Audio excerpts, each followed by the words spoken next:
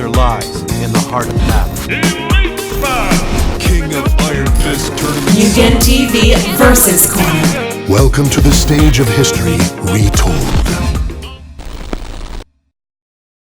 Hey guys, it's MugenLord here, and I'm back again with another video. And today I want to have a little bit of fun today with this topic. I was thinking about it over the weekend, and I decided that hey, let's just have a little bit of fun. Now, as you see in the title of the video, which do you prefer, Capcom or SNK? Now, what really brought this up was after the announcement of Terry Bogard on Super Smash Bros. Ultimate, and there's a lot of gamers out there who aren't familiar with Terry Bogard, and there's a lot of people that's like really like scratching their heads about the announcement and why they selected this character and everything. So that's what really brought this up, but I will talk about that in a separate video regarding that. But I thought that hey, why not? So if you guys have followed the stream that I did in Nintendo Direct, I talked about and gave my opinion what I thought about the SNK fighting games and the Capcom fighting games.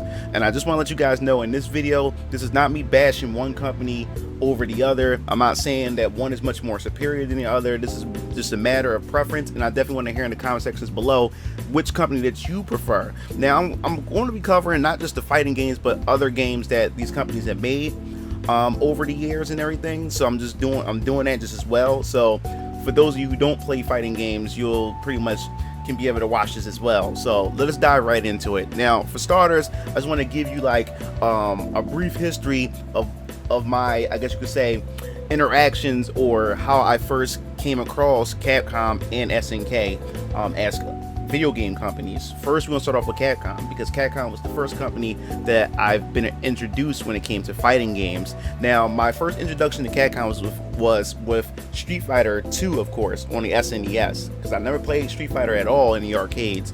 But my father, my uncles, they all used to have a game night where they all got together. All my uncles got together, my dad got together.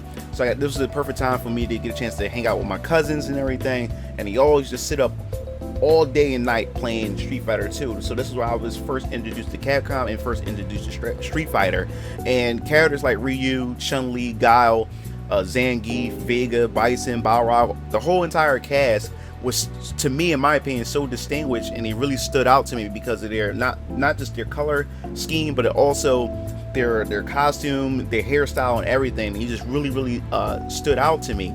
And then after that, the next, I guess you say, game from Capcom that I was introduced to was Mega Man X. Now, I never played any of the original Mega Mans that was on the NES at all. I knew nothing about Mega Man until the SNES with Mega Man X when it first released on the SNES, and my dad had bought it. He bought it home, and man, like, Mega Man is just such a badass, and I didn't know the difference between Mega Man and Mega Man X. That's why I was a bit confused later on when the PS1 was released and they finally officially released Mega Man 8, and I was confused. It's like, why he's not, you know, he looks much more different, he sounds like a kid and everything. But I'll get into that in like a separate video when it comes to Mega Man. But that was my introduction to Mega Man. And then of course Super Ghouls and Ghosts was another game I was introduced by Capcom with and everything, because my dad was a big fan of the original Ghouls and Ghosts that was in the arcades and on the NES. So I was introduced to that franchise as well, and I used to play as a kid, and that game was like really difficult to me. And then of course, as far as role-playing games is concerned, I was introduced to Breath of Fire 2 by my Uncle Gene. Now my Uncle Gene, he was a big RPG, especially JRPG buff back during that era of the SNES and the Sega Genesis. So he had mostly RPGs, and Breath of Fire was one of those games that I was introduced to, and I found it was pretty unique. And the funny thing was, I was introduced to Breath of Fire before I was introduced to Final Fantasy, so I think that was quite interesting. But we go into further detail with the other games in Capcom's library that I enjoy and everything. Now we're gonna move over to the SNK, because SNK is where my knowledge really falls apart, because I really wasn't really exposed to SNK until much later into my life. Now, my very first encounter with SNK though was Samurai Showdown on the SNES. Now, this game was like anything I've never seen before when it comes to fighting games. It was the fact is that not only that it was a weapon-based fighter, but it was very epic. I loved the music. It was very quiet. It was very strategic. But the thing was that got me the most, I've never seen a fighting game where as you move your characters in, the screen would zoom in, and as you move it far away from each other, this dynamic camera had zoom in and zoom out, which made the fights much more dramatic, much more epic. And then of course, when you hit your opponent with a critical hit, you see all this blood would splatter from your opponent and everything. It was unlike anything I've ever seen in a fighting game. And then not only that, when you can actually knock the weapons out of your opponent's hands, so when they fall out of their hands, you're actually able to fight with your bare knuckles. And I thought that was pretty cool, and you was able to pretty much keep your opponent from ever picking up their weapons. So that also brought a new layer of strategy. Now during these times of fighting games, I was not really into it. I was super casual. I was more so of an RPG kid back in the day, but I played them because my uncles, my cousin played them, and I did find them quite entertaining. I used to button mash a whole lot and everything, and didn't understand the concepts of fighting games. So that was my first encounter with an SNK game. Now you guys may laugh at me with this. I've never, ever played a Fatal Fury game ever in my life. Now I know probably you guys are saying then, well, MugenLord, how do you know about Terry Bogard and Geese Howard and the rest of the cast? My first introduction to Fatal Fury was from the anime Fatal Fury, the animated movie. Now my uncle Kevin, aka my uncle Nemesis, he was a big fan of anime, and not only just anime, he was a big fan of anime based on fighting games. So when I went to my uncle Kevin's house, and my dad used to take me around there, and we used to watch anime and stuff, that was my first introduction to Fatal Fury. He had that on VHS, and that's where I was introduced to Terry Bogard, Andy, Mai, Geese, and Joe Higashi, and the rest of the gang. And man, I was in love with that anime, and I just thought that Terry Bogard was such a badass. And ever since then, Terry Bogard has been one of my favorite SNK characters ever since I saw that anime. So I was like super hyped when later on down the line, when I seen Terry Bogard reappear, I was like, oh, okay, it all makes sense now. So after that, one day, my next encounter as far as SNK is concerned with their games, my dad used to go to the laundromat. My mom and dad used to go to the laundromat to wash clothes, so they would take us to the laundromat with them. So we used to go to the Korean laundromat a couple blocks from our house, and this was when I was real young. And when we went inside, they just got new arcade machines inside the laundromat. So it was quite funny how they had both a Capcom arcade machine and an SNK arcade machine. And the two arcade machines they had was Marvel Superheroes, and this is when Marvel Superheroes just released in the arcades. So they had a fresh Marvel Superheroes arcade machine, and right beside them they had Metal Slug in the arcades. Now, every time I used to go to the laundromat, I always used to ask my dad for some change, like for some quarters, because it was I had a hard time trying to choose between the two games, either Marvel Superheroes or Metal Slug. Now, I did play a little bit of Marvel Superheroes, but Metal Slug would outbeat that every time, because it was something about Metal Slug I've just never encountered before. It was an arcade shooter, and their animation, the sprite works, and the design of the game was just like incredible. It was like unlike anything I've ever seen before in an arcade shooter. And then it was a two-player on top of that. So me and Keo used to play in the laundromat Metal Slug, and I liked the fact that he was able to jump in different vehicles like a tank, a helicopter, an air fighter jet, and everything. And it was just pretty cool. I just never seen anything. And then every time we used to go to that laundromat, we used to get farther and farther, and we try to see how far we can get and see if we can beat the game. And we almost made it to the end together, me and my brother Keo. But that was my first introduction to the Metal Slug series, and I was hoping we will get like a console port or something. And this was during the time of the PS1 era, so I was hoping that maybe we'll eventually get Metal Slug at some time, because I definitely want to play that game. I enjoyed that game so much. And another reason why I wasn't really exposed to SNK as much as others, SNK released a console called the Neo Geo, and of that time, Neo Geo was pretty expensive. You either had families who were fortunate and had a whole lot of money, and my parents had money, but that was just a console that especially my dad, since he was a gamer, he just didn't see that being worth that much money. And then the games were super expensive on the Neo Geo, so it was like the Neo Geo brought the arcade experience to the home. and that's why it was a much more expensive console. So that's why my dad never invested in Neo Geo. So I guess for those who had the Neo Geo or had a chance to experience the Neo Geo, may have more of a connection or relationship with SNK than I did growing up. But then my introduction to King of Fighters, I had no idea what King of Fighters was until a demo was released back on the PS1, and it was the introduction to King of Fighters 95. That was the first King of Fighters games that I was introduced to, and that was the first time I seen Terry Bogard in a fighting game. And I was like, wait a minute, Fatal Fury have a fighting game? Why is it not called Fatal Fury? I see Terry Bogard, I see Andy, I see the rest of the cast in there. Why is it not called Fatal Fury? It's called King of Fighters. I didn't understand that it was a crossover of many different SNK games. They had different SNK characters from different SNK games into one, into one fighter. So I had no idea what that was all about. But that was my first introduction to King of Fighters. But the thing was, at this time, I really couldn't get into King of Fighters.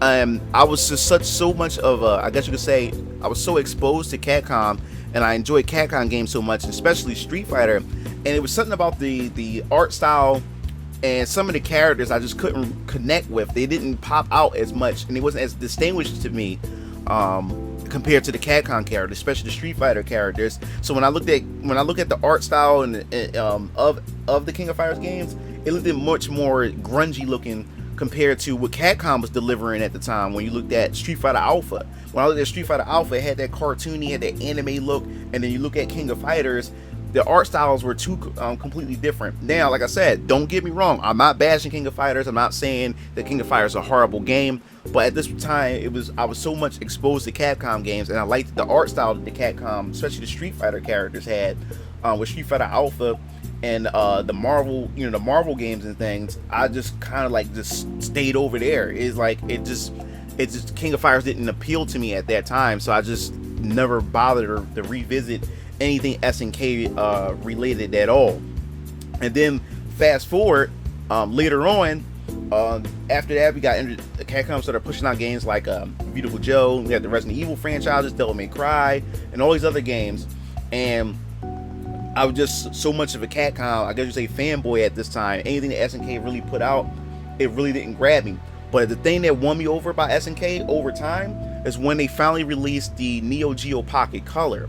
Now, like I said, we used to have game night over my Uncle Gene's house, and one day he just opened up his drawer where he has his games and stuff at, and he pulled out the Neo Geo Pocket Color. And the game that he introduced me to was SNK versus Capcom. And he gave me the Neo Geo Pocket Color, and he let me try it. And boy, was I in love with that game. And what I love most, and what I found so impressive about the Neo Geo Pocket Color, was the fact is that this little handheld was allowed you, because this game, SNK vs. Capcom on Neo Geo Pocket Color, allowed you to, it's a tag team game. This little handheld was powerful enough to allow you to switch between characters in and out, like similar to the Marvel vs. series. And what I found impressive was Marvel vs. Capcom, not Marvel vs. Capcom, I meant Marvel Superheroes vs. Street Fighter, X-Men vs. Street Fighter. On the PS1, you couldn't use the tag feature because the console wasn't powerful enough to allow you to use it unless you played a certain mode where both you and your opponent had to play the same characters. So if you pick Ryu and Ken, your opponent had to pick Ryu and Ken. That was the only way you was able to tag your characters in and out. But with the Neo Geo Pocket Color, with SNK versus Capcom, this little handheld, and I love the graphics, it was beautiful, I love the music to it. This little thing was allowed you to, it was capable of tagging your characters in and out. And ever since that, I said, Dad, on my birthday, you gotta get me a Neo Geo Pocket Color. And all I played on that thing was SNK versus Capcom. And I bought it in middle school and showed my friends the Neo Geo Pocket Color, and they went back and told their parents, and their parents bought them the Neo Geo Pocket Color, and they all bought SNK versus Capcom. We bought a LAN cable, and we used to sit down at the lunch table or during our free time in class as kids, and we used to sit there and play SNK versus Capcom like all day, like just all day. And we used to have our own little groups that we get together and used to play, and I just really enjoyed the hell out of that game. And I've just been a big fan of SNK after that, especially with the King of Fighters characters. That's why and SNK vs. Capcom was where I was really introduced to Kyo the other characters like Kay and the rest of the other characters like Iori and all of them. I was introduced to those characters as well because of that game. So it really exposed me to those characters and to that franchise altogether. So it wasn't until a little bit later where we finally got a console release of SNK versus Capcom and Capcom versus SNK. And now, when I look at it, I didn't know at the time that there was the difference between the two. SNK versus Capcom, where SNK had their version, and then Capcom versus SNK, Capcom had their version. I more so like the Capcom version of it because of the one, like I said it before, their sprites and the way their animations and everything. I just love what Capcom does with their characters. So I was more in favor of the Capcom version than I was with the SNK version. Like I said, I was not a fan of the sprite work and the animations that they had on the SNK side. So I just didn't really bother with the SNK versus Capcom on the consoles, and so I bothered with the Capcom versus SNK while I was introduced to it. And I didn't really play that much of it because by the time I got introduced to that, pretty much the fighting game like scene kind of like on the mainstream, in the mainstream sense, fighting games kind of died out just a little bit. So that's pretty much that was pretty much my history at that point. But then we fast forward, didn't hear nothing about King of Fighters until King of Fighters 12, and I thought King of Fighters 12 was going to be the game that was going to really pull me in to King of Fighters. And I tried it, I bought it, and it's just King of Fighters 12 sucked. So I pretty much gave up on that until King of Fighters 13, and that really made me a King of Fighters fan. After that, I love the art styles, the direction they went, and at this point Capcom pretty much ditched 2D sprites and went full 2.5D and 3D models and everything. But it was something about King of Fighters 13. I love its soundtrack, and then I started getting into competitive play and watching competitive King of Fighters 13 gameplay and stuff. And then King of Fighters 14 is a pretty good game. So overall, it was more so a matter of what I was exposed to and which one do I prefer the most. Well, at this point, Capcom at this point, but I do enjoy and I have respect for SNK and what they brought to the game industry and what they brought to the FGC and fighting games in general. So I have much respect for them. And now we're getting King of Fighters 15 coming, and we have Terry Bogard as a DLC character coming for Super Smash Bros. Ultimate. So it's a really good time to be an SNK fan, and I'm really curious to see what they do with King of Fighters 15. Are they going to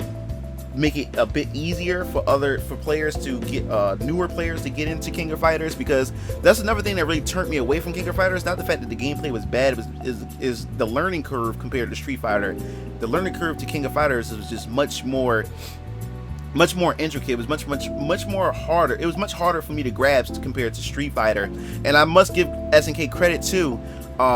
They was very creative with their fighting games, especially when I was introduced to the Fatal Fury fighting games and Final Bout and the rest of their fighting games. But with Fatal Fury, you had the ability to jump to the background, to the foreground, and they had the zoom in and zoom out motions to their fighters. So I can say that SNK was very innovative when it came to their fighters and their introduction to certain gameplay mechanics and other features like dynamic zooming and foreground and background, gameplay mechanics to their fighting games and stuff. So I have respect for SNK, and I really appreciate both of them as companies, as video game companies. So that pretty much wraps up this video. I definitely want to hear your thoughts on which you prefer, Capcom and SNK, or do you prefer both? And tell me, why do you prefer Capcom, and tell me, why do you prefer SNK, or do you just like them both together as video game companies? I definitely want you to leave your thoughts in the comment sections below, and also tell me, what was your first experience with a Capcom game, and what game was your first experience with an SNK game? So that wraps up this video, and you like to hear more videos or see more topics that I discuss that's similar to this video, leave that in the comment section below, because I would love to do more videos like this. I think this is pretty fun, and you get to know more about me and my history with some of these fighting games and just games in general. And if you want to be notified for more information on fighting games, make sure you hit that bell. This is MugenLord signing off. See you Game Fiends later. Peace out.